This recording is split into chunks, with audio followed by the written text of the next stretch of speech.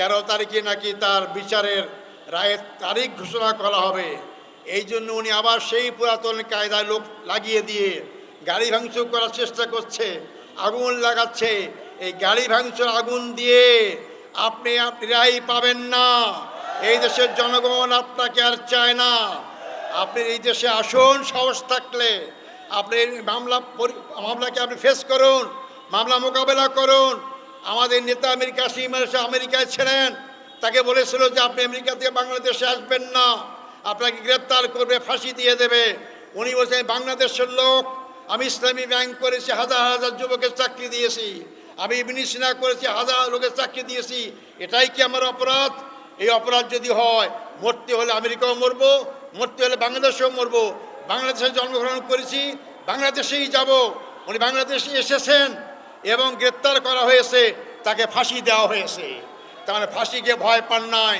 আমি কি বুঝাইতে চাইলাম, আমাদের জামাতের লোকরা জনগণকে ফেলে রেখে বিদেশে নিরাপদ আশ্রয় থাকতে চায় না। কারণ আমরা জনগণের দল, আমরা জনগণের কাজ করি, আমরা ইসলামের দলদার কাজ করি, আল্লাহকে ছাড়া আমরা কাউকে ভয় পাই না।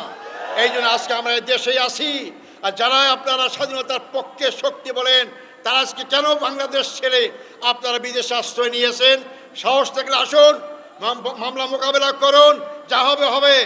ওবায়দুল কাদের ভ্যাংসায় বলতেন না, একজন বিএনপি নেতা বিদেশে আসে, যে আপনি রাজনীতি করেন, এত সাহস থাকলে আপনি দেশে আসেন।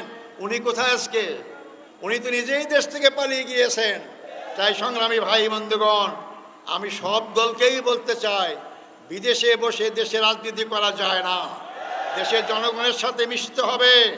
যারা এখনো বিদেশ থেকে কলকাঠি নেওয়ার চেষ্টা করছেন, দলের জনগণের ভালোবাসা অর্জন করতে হলে আজকে 1 বছর হয়ে গেল আপনাদেরকে আমরা বাংলাদেশে পাই না।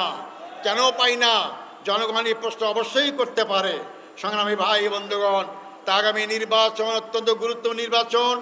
এই নির্বাচনের মধ্যে ফয়সালা হবে, সে মানুষের তৈরি আইন দিয়ে কি আমরা আবার দেশ শাসন করব, নাকি আমরা আল্লাহর আইন দিয়ে দেশ শাসন করব? আল্লাহর আইন যদি চান, তাহলে ইসলামী দল যারা আছে তাদেরকে ভোট দিতে হবে।